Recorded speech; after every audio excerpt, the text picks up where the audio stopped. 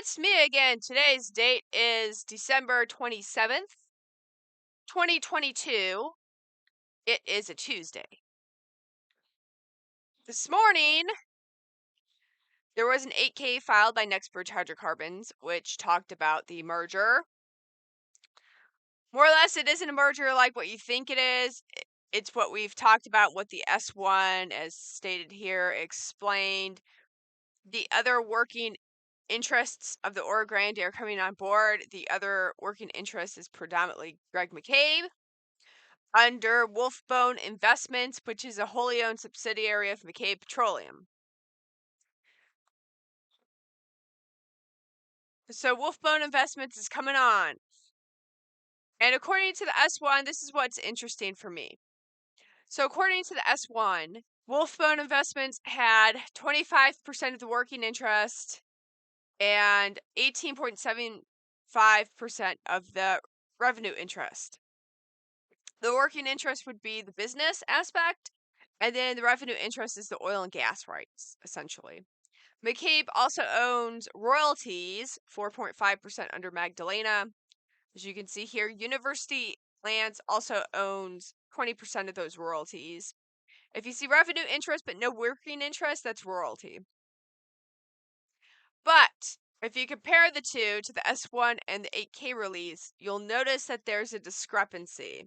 The 8K release says that Greg McCabe has 22.6% working interest and 17% revenue interest. Greg McCabe is also given a $20 million loan to Next Bridge, unsecured loan at 5%. Hypothesize that this $20 million loan is going to be used to drill, to meet the drilling requirements.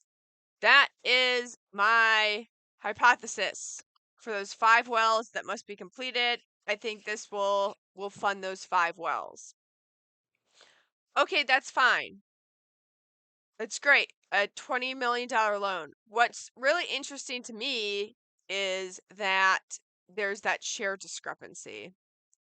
Again, I've made a little whiteboard for you with Wolfbone. So on the S1, it said he had 25% of the working interest and 18.75% of the revenue interest. But on the 8K, it's 22.6% working interest and 17% revenue interest. So working interest, that's a change of, 2.4% and 1.75% that it went down. Why was there a change? This is what I want to know. Why is there a discrepancy here? Is one, he sold some interest to get the loan. Is that it? One. Or two, does this mean that they actually have a share count? Because this number is less, right? Do they actually have like a share count now of how many shares are trying to get on the bus of Next Bridge, right? How many Torchlight shares are trying to get? Torchlight, MMTLP shares, how many of those guys are trying to get on this bus? Because we know Next Bridge Hydrocarbons has authorized 500 million shares. This is part of it. But if this is less, and like McCabe took some, like with this discrepancy, if you wound up taking some preferred shares, this could very well hint at how many seats need to be filled on the bus. You can math it out pretty easily with this. But I'm not sure. My next step in this is to find out, why is there a share discrepancy? Was this because of the loan? The $20 million loan? Or is this because McCabe instead took some preferred shares? Preferred shares, they were up to 50 million. They took some preferred shares, and then the difference is how many extra shares are owed. If you look at the S1, of course, there's a couple other unrelated parties to this. Torchlight did have some convertible debt to working and revenue interest in the Oro Grande. That's one reason how Torchlight was able to pay off its debt. My math for the sale of the Oro Grande has always taken this into consideration. So the math, when you go, Bird Lady, how does this change your math? It doesn't, because I always took that into consideration. I've always worked with those percentages, the 66.5% percentage or the 49.9%. revenue interest, I've done both calculations. They math out pretty similar depending on what steps and what road path you want to take. They math out pretty similar. They're not exactly the same, but it's pretty close. And I've always taken into account those other working interest parties because that's what affects us. What I haven't done yet is, let's say that there's now 500 million shares. How would that affect our dividend? I was waiting for an exact finite number to come about before I did calculations. But that's what I'm waiting on, is to get those calculations. And if you want to check out oil and gas today, you'll notice that oil is back, as of the time of making this video, is back at 80 bucks a barrel. Natural gas is slightly up, not as much as I was anticipating, but we'll see. Again, it's still pretty early. This is only, we still got 2 more months of winter here. Some people have 3 more months of winter. Texas, one thing I like about it is winter's pretty short.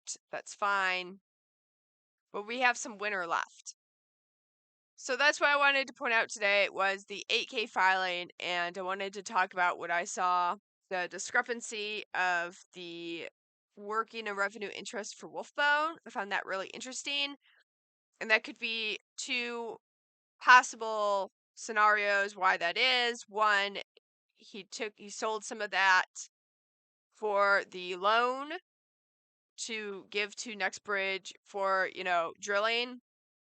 Or number 2 would be that share discrepancy was given in preferred shares, and thus that'll give us an accurate share count of how many people need to fit on the bus, right?